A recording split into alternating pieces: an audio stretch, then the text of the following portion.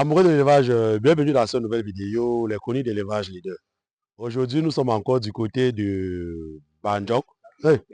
Koteng, voilà. Koteng, donc c'est entre Koteng et Banjok, voilà. Donc nous sommes sur le site d'un de nos fidèles abonnés, d'un de nos partenaires du côté de la diaspora qui a décidé d'investir dans ces zones. Donc il est pratiquement sur 20 hectares. Nous avons déjà effectué une descente ici, il y a de cela pratiquement 2 mois, voilà. Où c'était encore de la forêt, c'était encore la forêt complètement. Bon, ce qui est bien, c'est que lorsqu'on a effectué la descente, on a échangé avec le partenaire, lui il a décidé de passer à l'action directement. Donc, ce qui fait qu'il a déjà abattu complètement tout le site. Il a déjà lancé la culture du maïs. La culture du maïs, c'est sur combien d'hectares? 15 hectares. Voilà, il a déjà lancé la culture du maïs sur 15 hectares, justement pour préparer sa production, puisque nous sommes aujourd'hui sur le site avec le technicien William. Donc, pour ceux qui nous suivent, il y a plusieurs abonnés qui vont reconnaître le technicien William, puisqu'il a déjà construit plusieurs bâtiments en matériel provisoire, puisque lui, c'est un charpentier. Donc, nous sommes justement sur le site aujourd'hui pour recenser déjà tout ce qu'il va falloir pour lancer la construction d'une porcherie et d'un poulailler qui doit abriter les pondeuses. Donc, comme vous constatez où nous sommes là, nous sommes sur les planches qui ont déjà été sciées.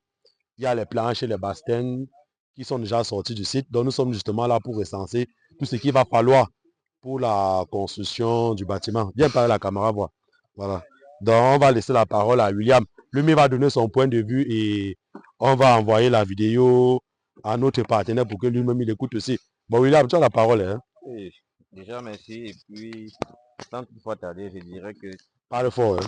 habituellement, nous avons l'habitude de travailler avec beaucoup plus du bois rouge. Oui. Bon, et ici là, le site n'a pas de bois rouge, mais comme il y a du bois blanc, il serait question peut-être d'augmenter l'épaisseur du bois, peut-être à 4 centimes s'il faut évoluer avec.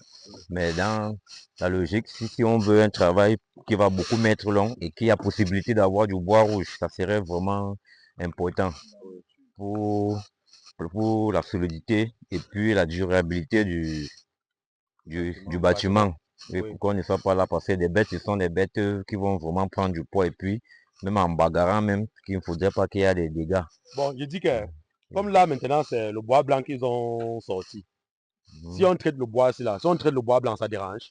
Si on traite, ça ne dérange pas. Mais qu'on Oui. augmente l'épaisseur, parce que le problème au niveau de la solidité, Oui. que le bois soit bien solide. Bien solide. Donc, Oui. ça veut dire que là maintenant, si il n'y a pas le bois rouge et qu'on veut utiliser le bois blanc qu'il y a sur le site, Qui a sur le site, qu'on il faudrait mieux augmenter l'épaisseur. Bon, l'épaisseur du l'épaisseur bois. qu'on doit prendre doit être de combien? Au minimum 4 centimes. Minimum 4 centimes. Oui, donc 5, ça c'est pour les planches. Oui. Bon, oui, pour les bastings et pour les bastings et les lattes, Oui. il faut automatiquement le bois rouge. Le bois rouge. Oui. Voilà. Bon, maintenant, comme il n'y a pas le bois rouge sur le site, vous avez proposé que... Bon, on l'a proposé, il y a le bois dans le champ voisin, c'est là à côté. Oui. Il y a 6 arbres de bois rouge au sol. Oui. Donc il faut, si il est disponible à coopérer, on achète ce bois très moins cher. Oui. Et on met des sièges sur ça. Donc ça veut dire que sur tous les 20 hectares qu'il y avait là, le bois rouge n'est pas sorti sur ça. L'exploitation Non, il y avait quand même, lui-même il avait fait l'erreur, il nous avait demandé de tout abattre. Oui. On a abattu, on a découpé, comme tu vois, découpé. Oui. Parce qu'au départ, on lui avait prévu que, comme il y aura les fermes à faire, Oui. les bois durs doivent rester pour souvent utilisés pour les bâtiments. Oui. Oui. Il a demandé qu'on abatte tout. Oui. Bon, les sillons ont fait le travail, on a découpé tel que tu vois là. Donc, déjà, que... un morceau en bois de 2 mètres, 1 mètre et demi, on ne peut rien faire avec. Oui. Donc ça veut dire qu'il y avait le bois rouge, mais les sillons en abattant, ils n'ont pas pris en considération. Non, lui, on lui avait dit, on lui avait prévenu. Bon, oui. Bon, il n'y avait pas assez de bois rouge, mais il pouvait avoir la quantité qu'on pouvait utiliser pour le bâtiment. Donc ça veut dire que la solution maintenant, c'est d'acheter chez le voisin. C'est d'acheter chez le voisin pour pouvoir avoir les... Mais ce qui est bien, c'est que ici en Brousse, est-ce que ça sera pas cher? Ça ne sera pas si cher comme si on partait acheter en ville. Aussi. Oui. Donc moi, je pense que la meilleure solution, c'est de voir comment il va acheter le... Voilà. Oui. Oui. Oui. Bon, William, maintenant pour la construction de la porcherie proprement dit, si on peut par exemple mettre une porcherie comme celle qu'on a mise du côté de Dokamala, on peut sortir environ combien de planches, combien de lattes, combien de bassins?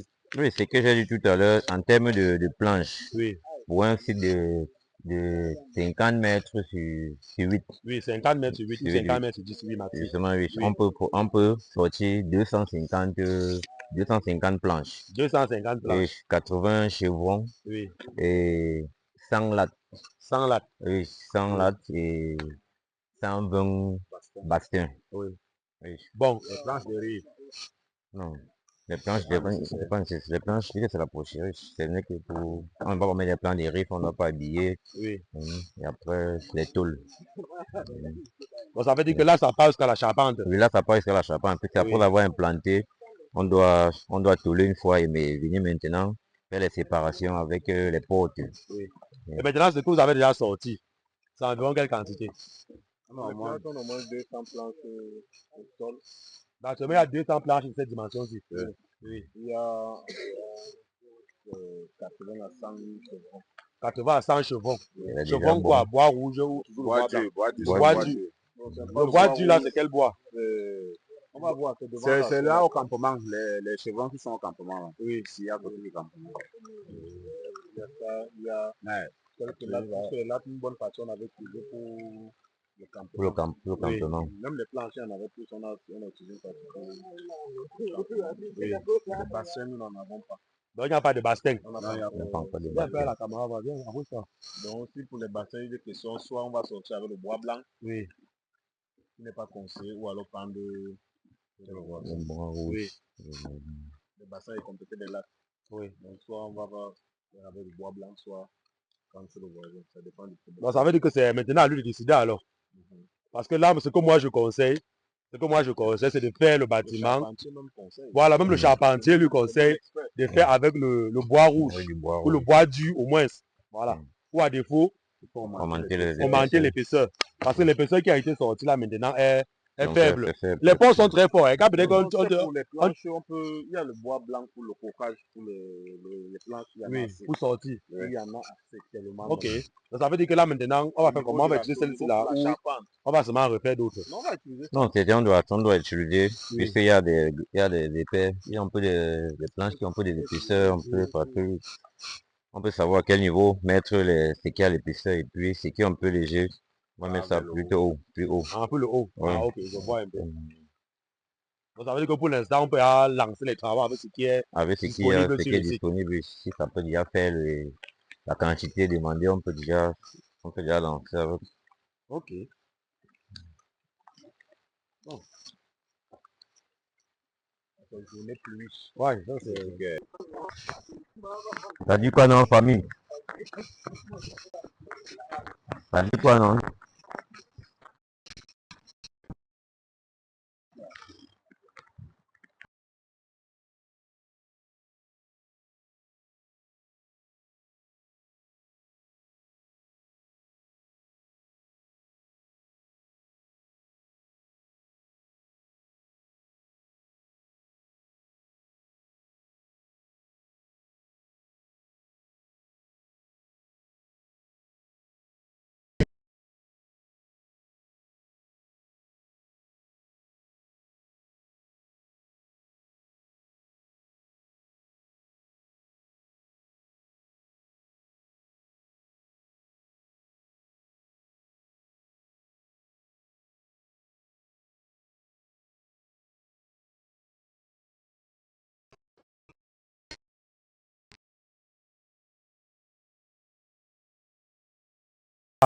C'est intéressant. Ça veut dire que ça donne même seulement 5 tonnes ou 7 tonnes.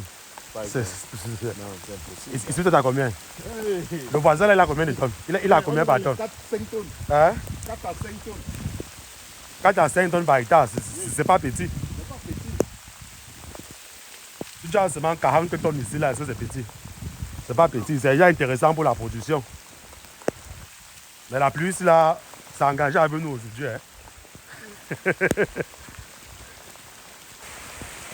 du bois lourd. Ouais.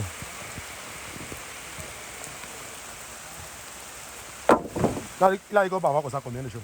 On a 80 chevaux, on man. a 100. Donc la quantité demandée. Oui, ça sort.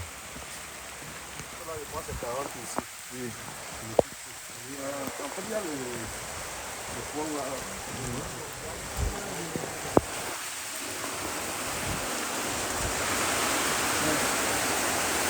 Ah oui.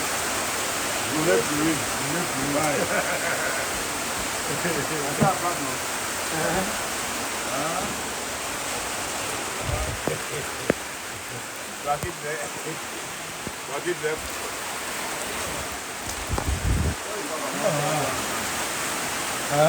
On sort bien la table. On a mouillé.